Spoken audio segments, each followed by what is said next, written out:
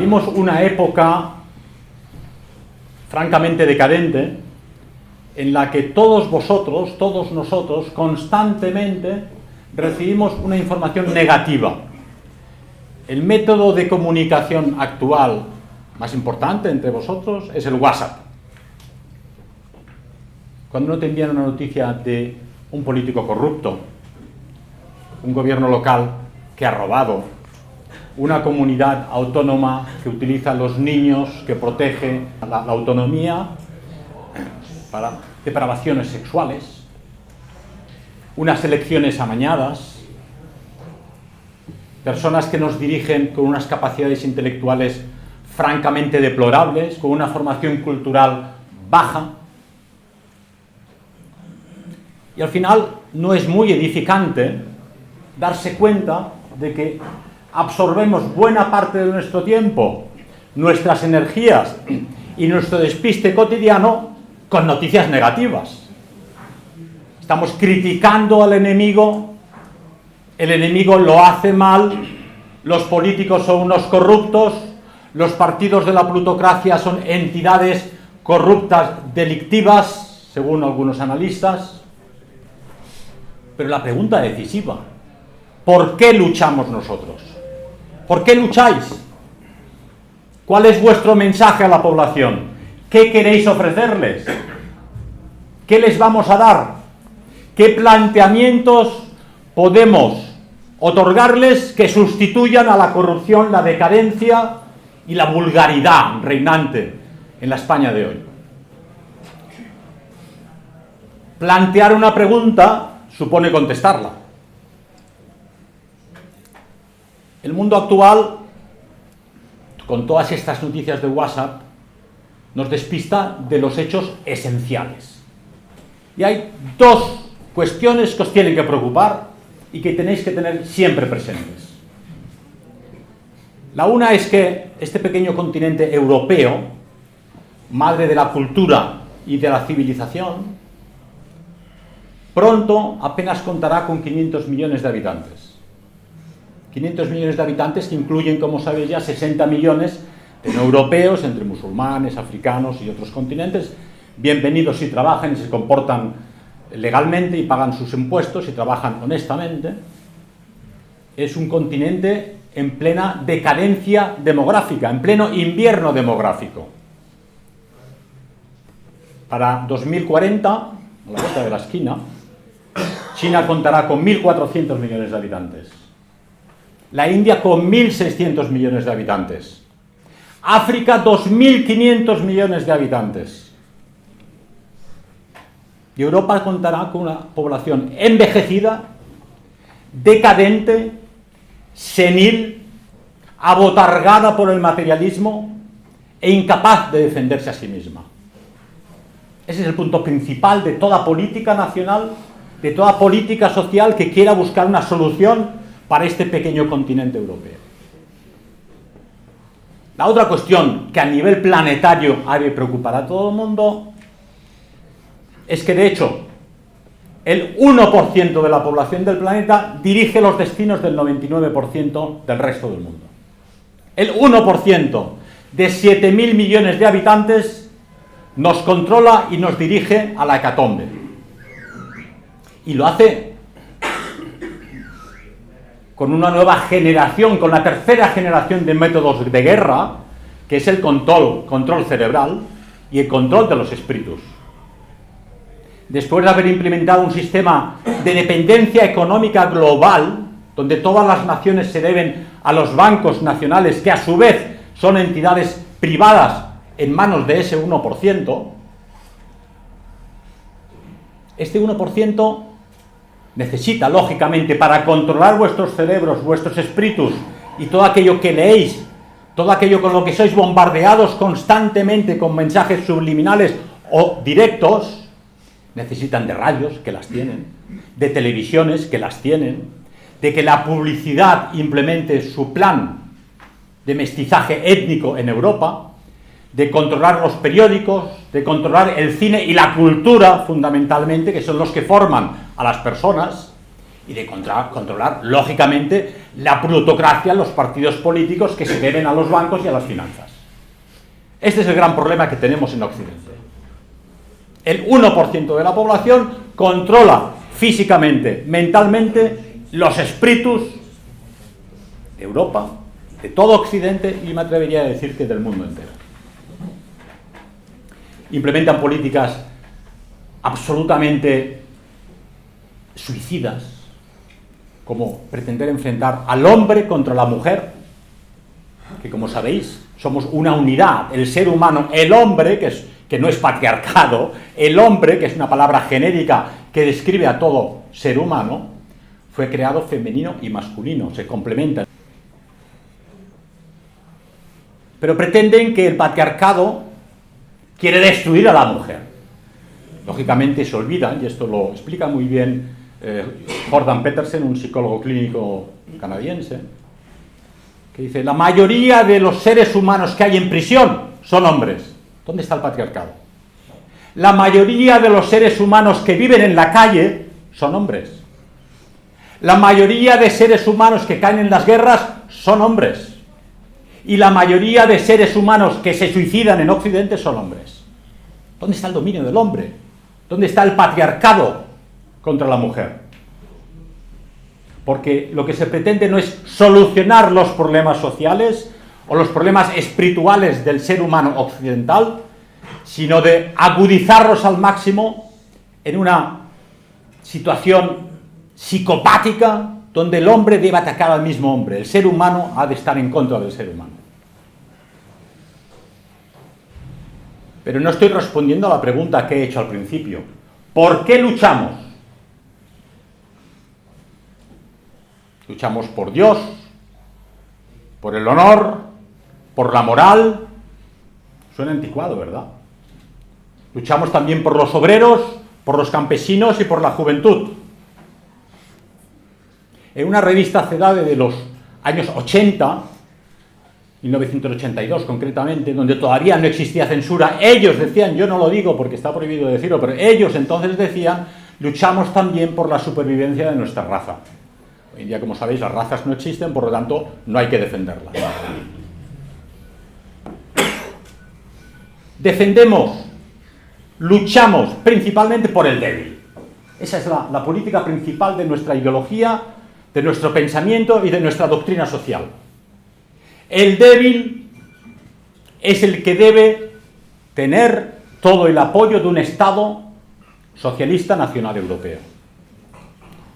Hay que defender a la mujer, que por cierto, todos los exploradores europeos desde el siglo XVI hasta el siglo XIX informaban, espantados, que en todas las culturas del planeta los hombres esclavizaban a la mujer, simplemente porque era débil. Es débil, por lo tanto, ha de trabajar, cocinar, llevar la leña, tener los niños y obedecer siempre que haga falta. El hombre era el guerrero. Pero esto nuestras feministas se olvidan de mencionarlo, que es el hombre occidental europeo de la civilización cristiana el que implementó siempre que estuvo en su mano la defensa del débil y evitar cargas insoportables para los débiles. Primero para la mujer. Como sabéis, toda la civilización medieval europea alzó a la mujer a un pedestal. Se cantaba la belleza espiritual de la mujer, la sensibilidad de la mujer, la dulzura de la mujer, su feminidad, todos aquellos valores típicamente femeninos que hoy pretenden ser destruidos. Y esto lo hacía solo y exclusivamente la cultura europea occidental cristiana. Comparativamente con las culturas del resto del planeta, esclavizaban a la mujer, eso es una realidad. En algunos lugares hasta el día de hoy. Luchar por la mujer supone luchar también por los niños. Un auténtico Estado socialista europeo se preocupa de que todos los niños tengan no solo los bienes materiales necesarios, sino sobre todo los bienes espirituales. La plutocracia actual, las democracias liberales, se ocupan de dar de comer ya, por fin, tarde y mal, a los niños del planeta, pero nadie se ocupa de sus bienes espirituales, de su formación espiritual, de su elevación moral. Así que un Estado socialista nacional europeo ha de preocuparse no solo de los bienes materiales, sino principalmente de los bienes espirituales. Porque me preguntaba un señor alemán la última vez que estuve en aquel país, pero ¿vosotros sabéis realmente lo que es el nacionalsocialismo? Unos hablan de ovnis, otros de la tierra hueca, otros de la SS, otros hablan de fantasías. Y le dije, mire, hay dos cosas fundamentales que a mí me interesaron del nacionalsocialismo histórico, y no voy a entrar en diatribas históricas que son legalmente peligrosas, que fueron la edificación de un Estado social de la más alta civilización, einen Sozialstaat, un Estado social con un gobierno socialista, un auténtico socialismo, que elevase a toda la población, no nivelándola, porque el igualitarismo demoliberal es la vulgaridad, es la nivelación, es que todos seamos igualmente vulgares, igualmente simples e igualmente mediocres. Un Estado socialista europeo eleva la cultura de la población al más alto nivel de cultura y civilización. Y el otro punto fundamental fue la Volksgemeinschaft, o sea, la comunidad popular. Una nación somos todos. El Estado no es más que representante de esa nación. Y una nación tiene un buen Estado si el pueblo de esa nación es un buen pueblo y una buena nación y está cultivado y está formado. Porque el gobierno y el Estado no son sino un reflejo de esa población. Y formamos una comunidad. Como sabéis, el marxismo implementó la lucha de clases, una lucha de clases que ha llevado a la locura de 100 millones de víctimas en Asia y en Europa Oriental, y el capitalismo liberal a la esclavitud, del obrero a la esclavitud de la familia y a la destrucción del estamento campesino que ha sido aglutinado en grandes ciudades donde el hombre ha perdido su esencia y sus raíces. Frente a ese marxismo, que fue un fracaso absoluto, y a ese capitalismo, nosotros oponemos la idea de comunidad popular. Tenemos que implementar en esta nación española y en este continente europeo una comunidad popular, donde las diferencias no serán importantes si uno es fontanero, si uno es carpintero, si uno es intelectual, si uno es ingeniero, si uno es médico, sino que tú formas parte de esta comunidad de hombres y cada uno aporta lo que él puede aportar según sus capacidades. Así pues, hemos hablado de la moral, el honor, la palabra dada, creer en Dios y la patria, cosas que parecen anticuadas, pero son los valores eternos de la civilización occidental y que permanecen y que habrán de permanecer en el futuro si queremos tener una cultura y una vida medianamente civilizada. Para ello es absolutamente necesario conseguir que el dinero no ocupe el primer lugar, sino el segundo.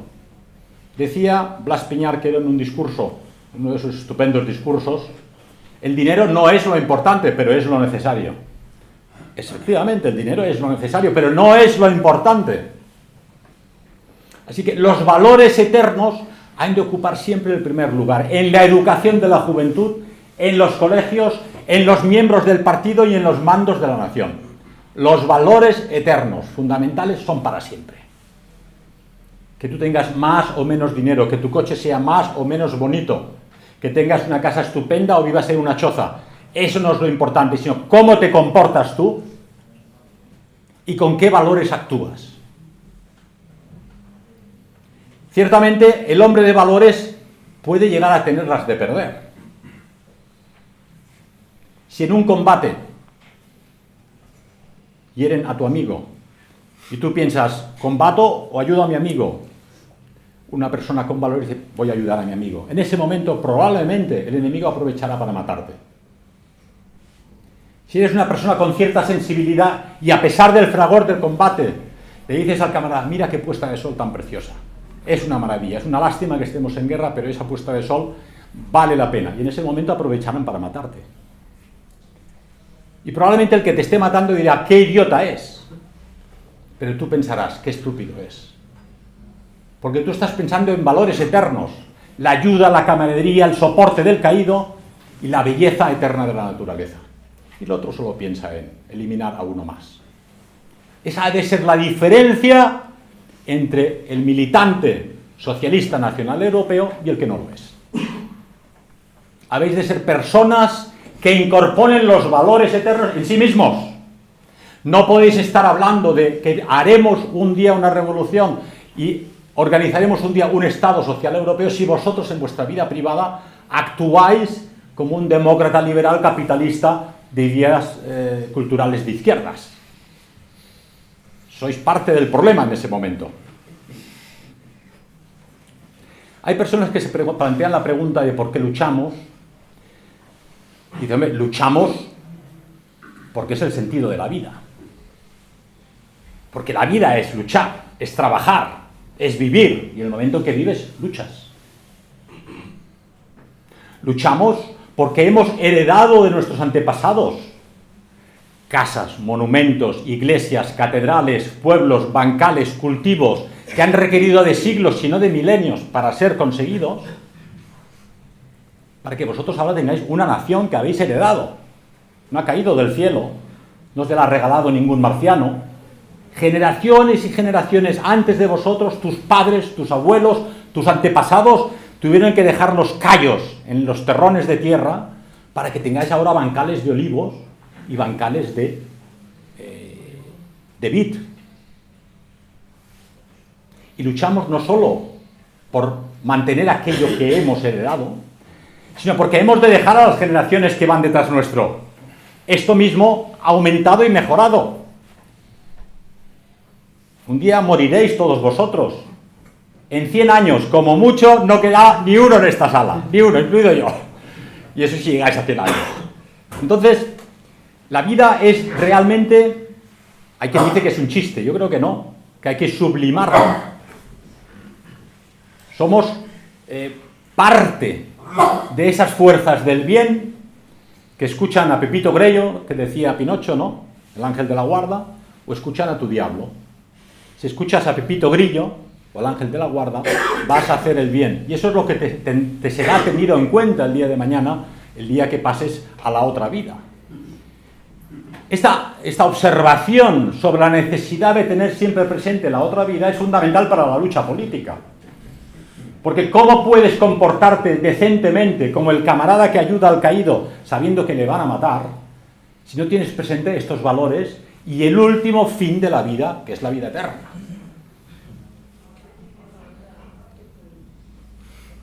En España, creo que es el 2,1% del PIB, es el mundo campesino. Ocupa el 13% del territorio español. Campesinos y agricultores. Pero la población campesina en España no es sino del 5% de la población activa. El 5%. A grandes rasgos, 1 millón de personas. Tenéis 45 millones de habitantes y 1 millón de personas que os da de comer. Porque otros movemos papeles, imprimimos papeles, arreglamos puentes, fabricamos coches, defendemos en los procesos a las personas, pero comer, ¿quién nos da de comer? Ese millón de españoles, que ordeñan sus vacas cada mañana, que hacen queso, que consiguen que haya centeno y trigo y cebada en la panadería al día siguiente, que no tienen vacaciones el fin de semana, sábado y domingo tienen que ordeñar a las vacas, pero que tienen ese gran tesoro que es apreciar las 4 estaciones del año. Yo me maravillaba ahora viniendo, las flores cómo salen ya, los almendros floridos en blanco, en pleno febrero. Un campesino está cada día unido al cielo estrellado, a la luna llena, a los cambios de tiempo. Eso es un regalo. De ahí que el Estado Social Europeo plantea como punto básico fundamental intentar devolver a la población a la naturaleza. El sistema liberal, de forma irresponsable, y que da hasta cierto punto miedo, con la industrialización, empezó a bombear población del campo que llevaba siglos viviendo en la naturaleza, de los animales, del campo, con lazos familiares amplios, con familias numerosas y muchos niños, a las grandes urbes, a las metrópolis de cemento, de asfalto, grises, feas y tristes. A mí se me encoge el alma cada vez, saliendo de Barcelona esta mañana, ves aquellos edificios feos, construidos rápidamente por arquitectos con el peor gusto del mundo, todos son ladrillos, caos, desorden, una casa puesta al lado de la otra, no hay verde en kilómetro a la vista.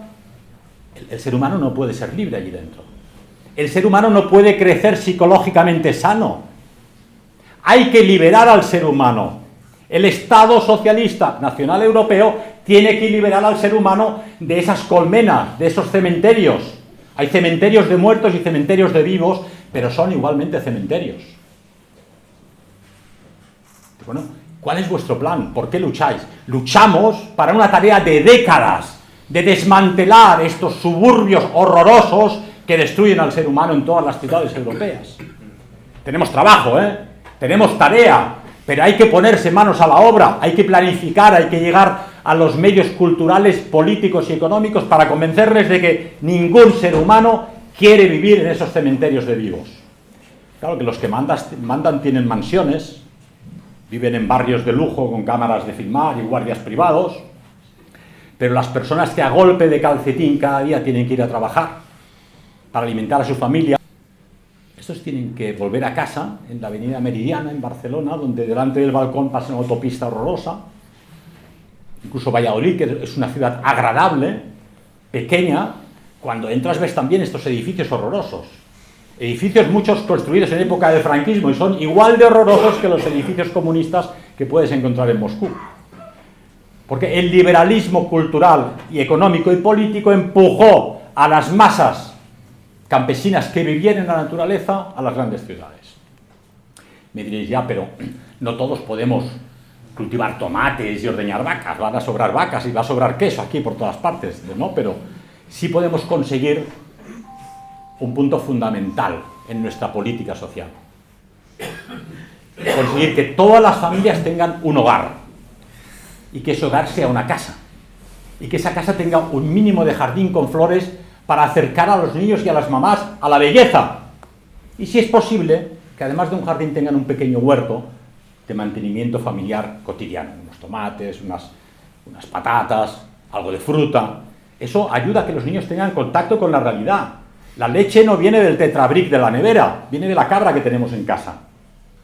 Y los tomates no vienen en un paquetito en celofán desde Holanda, son los tomates que crecen en la planta de mi casa, que huelen a verano cuando yo los corto. Eso es fundamental en un Estado social europeo, es devolver al hombre al agua, como al pez. Si sacas al pez del agua, se muere.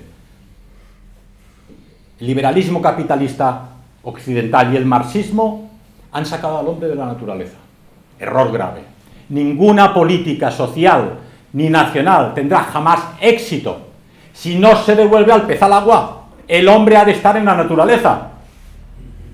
Ya, pero ¿esto cómo lo vais a hacer? Sencillamente, hay que construir casas para las familias con niños. Y cuantos más niños tengan, mejores hipotecas para las casas, más ayuda del Estado para las mamás que tengan 2, 3 o 4 niños. Y eso es factible, eso se ha hecho históricamente. Pero no solo eso. Las ciudades tienen que ser ciudades hermosas y llenas de belleza. Tienen que ser ciudades ajardinadas, donde el hombre pueda pasear viendo flores, jardines, árboles, que vea surgir la primavera. Y ricas en monumentos artísticos, no en estas piedras retorcidas y hierros oxidados que nos venden como arte abstracto, que no son sino una quemadura de pelo. Venía yo ahora hacia el local, digo, esto de aquí que parece un puente para una autopista que nunca ha sido acabada de construir. No, es una escultura moderna, pretende ser un camello. Yo diría que se ha olvidado de la autopista. Es el puente para una autopista. Eso es un crimen. Un crimen contra el sentido de la belleza, un crimen contra la cultura y un crimen contra el sentido común. Además de un crimen contra el bolsillo, porque esto no ha sido gratis. Este artista tenía algún amiguete en el ayuntamiento y le han financiado esa mamarrachada. Y luego no existía un ministro de belleza que le dijera, oiga, usted puede hacer lo que quiera, pero no nos tome el pelo con esto. O sea, esto hay que dinamitarlo acto seguido No lo toméis al pie del cañón porque igual me meten en prisión ahora por dinamitar camellos de cemento. Pero es horroroso. Si pasas por allí, a la vez se te encoge el corazón y dices que esto es feo, feo. Por lo tanto, ¿qué hace un Estado socialista europeo? Llena las ciudades de belleza. Acaban de enviar desde Chile un escultor que está haciendo esculturas para los héroes nacionales del continente iberoamericano, preciosas. Tenemos en Madrid a Salvador Amaya, que acaba de hacer un monumento a los héroes de Baler, los últimos de Filipinas, precioso. Tenemos a Ferrer Dalmau, un pintor estupendo, que crea escenas históricas con una maestría increíble. Y sobre todo con sentimiento. Hay en Barcelona un museo, el Museo Europeo de Arte Moderno, cuya única condición es que el arte sea figurativo, que no sea abstracto. Podrás discutir si la obra tiene más o menos sensibilidad, pero ya es un paso. El pintor que expone allí sabe esculpir, sabe pintar. Que luego sepa o no expresar sentimientos ya es una cuestión subjetiva. Pero es evidente que hay personas capaces para llenar nuestras ciudades de belleza y de hermosura.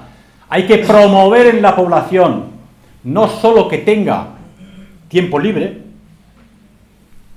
Hay quien trabaja 7 o 8 horas al día y puede tener alguna hora después de volver a casa y de recoger a los niños y llevarlos a clase de inglés. Lo importante es educar a la población para tener ese ojo artístico. Que el corazón, la mente, los ojos sepan ver la belleza, sepan observar la belleza, sepan apreciar la belleza. Pero si cada día te ponen bim bom, bim bom, bim bom, bim bom, en el gimnasio o en la discoteca, o cuando vas en tren, lógicamente, tú al final estás embotado. Eres más bruto que un perro o un gato. Porque solo escuchas bim bom, bim bom, bim bom, ¿verdad? Yo lo he dicho en varios discursos ya, pero es que cada día lo sufro. Cuando voy al mediodía al gimnasio, la música que ponen es horrorosa. Yo ya no voy a clases programadas, prefiero ponerme la música clásica y hacer gimnasia solo. Porque ponen una música, es que incluso la música africana tribal la encuentro preciosa, porque te lleva a la tierra, te lleva a las fuerzas telúricas, te lleva al pasado de África. Pero esta música que pretende ser música negra para europeos es simplemente horrorosa. Es para lobotomizados, cuando no para subnormales. Por lo tanto, un Estado nacional y social europeo lleva a la juventud a tener la apreciación de esa belleza. Si no le dais a vuestros hijos la posibilidad de escuchar buena música y de ver bellas obras de arte, nunca tendrán la capacidad. Ya, pues no se me había ocurrido, no me había fijado, ¿verdad? En una revista Signal, que era la revista de propaganda del ejército alemán durante la Guerra Mundial, ya en 1943 se hicieron esta misma pregunta que os hago yo hoy aquí. ¿Por qué luchamos? Y decían, para conseguir llegar al obrero, la música de Haydn y de Bach. Así lo decía. Ya para nosotros, Haydn y Bach es más importante que cualquier vodevil y cualquier revista barata. Creo que era Eugenio d'Ors, este autor catalán, que decía: cuando leo estas cosas y veo estas cosas, yo ya sé de qué lado estoy. Y eso es exactamente lo que tenéis que hacer vosotros, lo que tenéis que plantear a la población, a los vecinos, a vuestros connacionales, a vuestros contemporáneos. No podéis vivir revolcándoos en la pocilga, porque el 1% de esa élite de criminales de la criptosinarquía farisea, que domina el 99%, lo que quiere es que seáis como cerdos, pero realmente, que estéis todo el día repantingados en la pocilga. No va a hacer nada por conseguir despertar en vosotros ese aprecio por lo elevado y por lo alto. Otros se plantean la pregunta de por qué luchamos, y de pues luchamos por un mandato ético. Hay que luchar. El hombre tiene un aspecto racional y lógico, característico de la civilización occidental europea. Si hemos progresado más que otros continentes, es porque en Europa hemos usado la razón. Kant decía Herz und Vernunft, corazón y razón. No puedes hacerlo todo con el corazón, te equivocarías. Y si solo trabajas con la razón y falta el sentimiento, también te equivocarías. El sistema racional europeo ha dicho, vamos a ver, si vas a 160 por una curva cerrada, te la vas a pegar.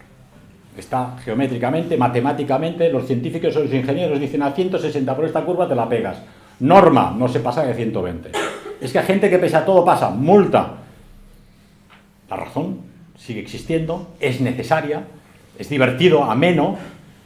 Cuando ves esas motos en la India o en Pakistán, que va el papá, la mamá, 4 niños, en una moto, van 8 o 9 personas. O los trenes que pasan por Nueva Delhi, ¿no? Que van cargados en el estribo, arriba, en la chimenea, hay más gente fuera del tren montada que dentro.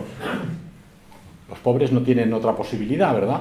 Pero eso se escapa de todo raciocinio, que es el pensamiento europeo y de toda lógica. La lógica y la razón son fundamentales. No podéis hacer en política absolutamente nada sin utilizar la razón y la lógica. Porque si intentáis buscar una solución política basada en ideales abstractos, contrarios a la naturaleza y a la razón, os vais a estrellar, os vais a pegar un bofetón tremendo, como se lo ha pegado el marxismo. Ellos tenían una idea muy bonita, montaremos el paraíso comunista internacional, todos seremos iguales, se lo quitamos todo a los campesinos, a los cojoses, a los propietarios, a los aristócratas, y como todos seremos iguales, todos felices. Error, porque parten de una premisa equivocada. No todos los seres humanos trabajan lo mismo. No todos los seres humanos trabajan igual de bien. No todos los seres humanos tienen tanto interés por prosperar. Cada cual prospera según sus capacidades. El Estado Socialista Nacional Europeo no es igualitario. Hemos de ser igualitarios por ser socialistas al inicio. Todos los ciudadanos han de tener las mismas posibilidades de estudiar, de formarse, de trabajar y de prosperar. La Iglesia Católica consigue que un párroco de pueblo, si es bueno, llegue a obispo, y de obispo a arzobispo, y luego a cardenal y a papa. Es el sistema lógico de organización. Pero no estamos de acuerdo con la igualdad al final. Porque si hay uno que trabaja más y que se levanta 2 horas antes cada mañana, este tiene que ganar más. El que más piensa, más gana. Y el que no quiere pensar, pues que gane lo que quiera ganar. Pero hemos de ser igualitarios al inicio, pero no igualitarios al final. Y hemos de combatir ciertamente las desigualdades injustas, pero hoy en día con esas excusas se combate también las desigualdades justas. Entonces es fundamental ser naturales y tomar la naturaleza como es. Y en esta cosmovisión, además de la razón y la lógica, tenemos también el corazón y el sentimiento. El ser humano se mueve por sentimientos, por entusiasmos, por ideales. Muchos de vosotros estáis aquí porque quedasteis admirados con 15 años de un ideal castrense, de un ideal social, de un ideal patriótico que os ha impregnado de por vida hasta el día de hoy. Y son sentimientos. Contra los sentimientos no se puede combatir, pero hay la fuerza que tienen los sentimientos. Tienen una fuerza tremenda. De ahí que un Estado social europeo lógico y racional tiene en cuenta los sentimientos de la población y los reconduce hacia el bien, la bondad y la belleza.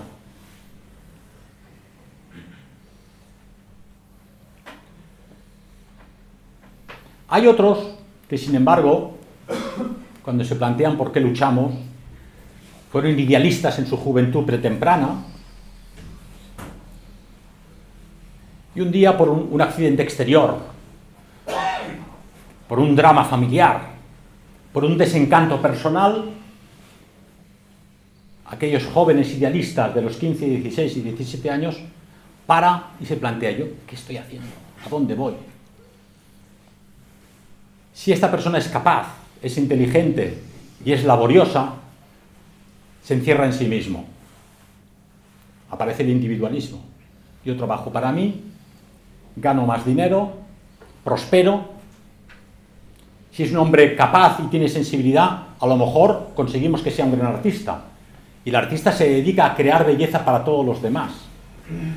Pero si no es inteligente y no tiene esa sensibilidad, acabará aburrido. Aquel joven habrá acabado prematuramente viejo, espiritualmente viejo, hablando de negocios, de dinero, como mucho de coqueteos, tal vez del coche que ha cambiado, pero estará vacío interiormente. No tendrá realmente dentro la fuerza, ese sentimiento y ese amor de la juventud, ese idealismo que te lleva a hacer grandes cosas.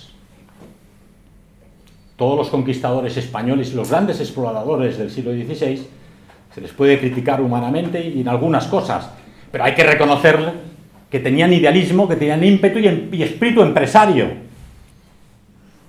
Demostraron que muy pocos, dirigidos por uno, pueden conseguir mucho más que una masa amorfa, sin pensamiento, sin sentimientos, sin afán. De ahí que el Estado Social Nacional Europeo promueve al máximo el espíritu emprendedor. El mejor a la cabeza, todos con el mejor. Y el mejor rodeado de los mejores. Eso es así aquí y en Pernambuco. Menos en política, y lo he explicado en numerosas ocasiones, no hay actividad humana donde a la cabeza no esté el mejor. Y donde el mejor esté rodeado por los mejores. No puedes fabricar un Audi, no puedes fabricar un avión, no puedes dirigir la Filarmónica de Berlín si el mejor no está a la cabeza y está rodeado de los mejores. Si eso es así en la música clásica, en la construcción de coches o en la conducción de ejércitos, ¿por qué no ha de ser así en la conducción política de una nación? Es increíble que nos esté dirigiendo el perfil humano que nos está dirigiendo en España actualmente. Hay en España muchísimas personas de gran valor, no los encontraréis en el Parlamento. Hay en España gente muy inteligente, no están en el gobierno. Hay auténticos idealistas que luchan por la salud de la población, que arriesgan la vida y la libertad por la libertad de los demás, por el pensamiento, por la filosofía, por la literatura. Pero no los encontraréis en la política. Algo falla. El mismo sistema de selección de las élites no es factible, no funciona. Por lo tanto, este sistema es equivocado. Pero si vamos más allá, os diré que es el sistema ideal para que el 1% de la criptosinarquía farisea pueda dominar a las grandes masas ígnaras con una zanahoria. No, si podéis votar a este, o al de más allá, pero al final todos son nuestros porque los pagamos nosotros esos partidos y esos políticos. El sistema de la plutocracia es un sistema donde el dinero y el gran capital financiero internacional plantea a las poblaciones un juego de la ruleta, del trilero, donde los mantiene entretenidos. Pero no vamos a ninguna parte. Es decir, sí, vamos al abismo. Hay otros que son más lógicos y se plantean ¿por qué luchamos? Vuelvo a la revista CEDADE de 1982, porque entonces había cierta libertad de expresión y se podía decir. El camarada Bochaca escribía ya entonces, yo no lo digo, pero él lo decía, luchamos en última instancia por la supervivencia de nuestra raza. Entonces la gente pensaba, bueno, yo considero que el mundo está compuesto por pueblos diferentes, con etnias diferentes, con capacidades étnicas, intelectuales, psicológicas, morfológicas diferentes. Todas apreciables y todas valorables. Pero yo me doy cuenta de la evidencia. Pensaban en 1982 la gente de CEDADE, ¿no? Y lo que vemos es que la nuestra, que es la que nos ha de preocupar, está en franca decadencia. Decadencia demográfica y decadencia política. Porque la política, decía Bochaca, citando a Spengler, es la ciencia de lo absoluto, lo engloba todo. Primero es la ciencia de lo posible. Pero la economía, la propaganda, la publicidad, la cultura, el cine, todo es política. Y cuando hoy los liberales pretenden, no, ya no habrá más guerras, y no queremos enfrentarnos a nadie, y no queremos pelear ni luchar porque es desagradable, claro que es desagradable. En realidad, no quieren ver la realidad. y la realidad es siempre tozuda. Los liberales confunden sus deseos con las realidades. La realidad es que a nivel social la envidia es la que mueve a la izquierda. Es el motor de la izquierda, es la envidia hacia el que tiene más, la envidia hacia el que más sabe, la envidia hacia el que más trabaja, la envidia al que es más guapo, o más inteligente, o mejor organizado. Yo no puedo tener eso, tengo complejo de inferioridad, luego os odio. Es la envidia, es así. En política eso hay que tenerlo en cuenta, porque si no lo tienes en cuenta, te estrellas. Y él iba más lejos y decía, no, eso en Occidente. La envidia es el motor que mueve a la izquierda en Occidente. Pero en el tercer mundo, al que el hombre blanco, ya que decirlo así, ciertamente en alguna ocasión ha esclavizado o ha explotado, pero el hombre blanco también ha buscado siempre ayudar al débil. Y en la siguiente generación está buscando alimentos, buscando medicinas, creando hospitales, enviando enfermeras, construyendo pozos, ayudando a los débiles, que es nuestro deber moral. Pero, decía Bochaca, para ellos, para su mentalidad, eso no es sino el intento de un anciano de prorrogar su decadencia y su fin. Lo consideran debilidad. Salía esta semana algo que ha hecho bien el gobierno de Pedro Sánchez. Ha reclamado a Guinea. El año pasado se construyó un hospital fantástico, última generación, nuevo, en Malabo, en la capital de Guinea Ecuatorial, con vuestro dinero de impuestos, 19 millones de euros, no sé, una barbaridad de dinero. Bien, hay que ayudarles. Este año han reclamado que lo pongan en marcha. Lleva un año cerrado, la maquinaria estropeándose, en plena decadencia, no tienen los médicos, ni las personas, ni el interés. ¿Regalamos al tercer mundo lo que realmente quiere? ¿O lo que nosotros pensamos que necesita? Y no es un caso único. Conozco muchas personas que viven en África y me explican casos similares. Decía Bochaca, y yo no estoy de acuerdo realmente en todo, que en el tercer mundo odian la excelencia. Y aunque lo disimulen, odian a Europa y a Estados Unidos porque son la excelencia. De alguna forma, decía él, les hace sentirse inferiores. Tema que es tabú hoy en día porque no es democrático, no es igualitario. Pero volvemos a lo que hemos dicho al principio. La naturaleza tiene leyes sagradas. Dice un dicho popular, nunca te perdonarán a alguien que le hayas ayudado. Yo creo que el hombre noble y es generoso siempre queda agradecido. Pero es cierto, se dice también, nunca prestes dinero a un amigo porque perderás primero el dinero y luego al amigo. Así que esas dádivas que tenemos hacia el tercer mundo, para muchos de ellos, no son sino una señal de debilidad. ¿Qué estamos haciendo hoy en día en Europa? Abriendo las fronteras. Nuestros buenistas de hoy en día consideran que si abrimos la frontera somos buenos. Y todo el complejo de culpabilidad inducida que el 1% ha metido en vuestros corazones queda calmado porque abrimos fronteras.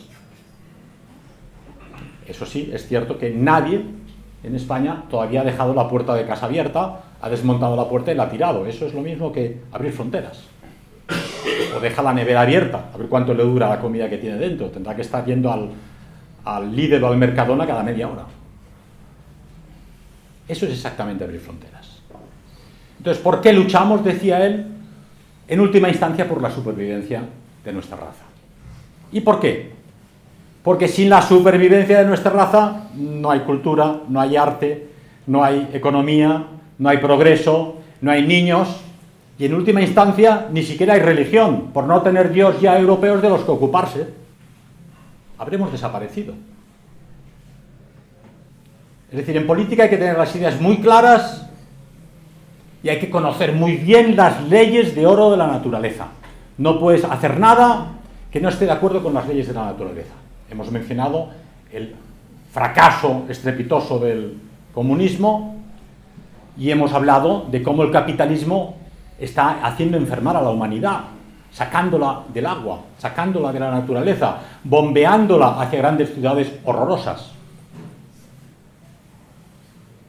Y me diréis, pero es que no hay nada que hacer. Está todo perdido. En última instancia, suponiendo que fuera así, la mejor opción es seguir luchando. Porque ante esta posibilidad tienes dos cuestiones. Una, dejar de luchar, que es un suicidio en realidad, o trascender el sufrimiento. En la educación de la juventud hemos de enseñarles que la felicidad no es una meta perseguible, porque es absolutamente efímera. Aparece en la vida de forma casual y es efímera. La felicidad puede ser una suerte de fortuna colateral. El día que la tengáis, la disfrutáis un tiempo, pero no os durará mucho. Porque la felicidad no es la meta. El sentido, el significado de la vida, esa es la meta. Tú tienes que hacer lo que hay que hacer porque hay que hacerlo. Es que no seré feliz. Es que la felicidad no es la meta de esta vida. Tienes un tiempo muy corto en este planeta. Tienes que hacer algo positivo para morirte diciendo he dejado algo a mis connacionales, a las generaciones futuras, y podrán estar orgullosos de mí. Y si he sido un héroe anónimo, yo podré morirme tranquilo, porque he hecho algo positivo por liberar a los animales del sufrimiento. Otro elemento fundamental que hablaba en aquella revista Signal y que nosotros hemos de implementar. El amor al débil incluye el amor a los animales. Un perro te quiere al infinito solo por unas caricias.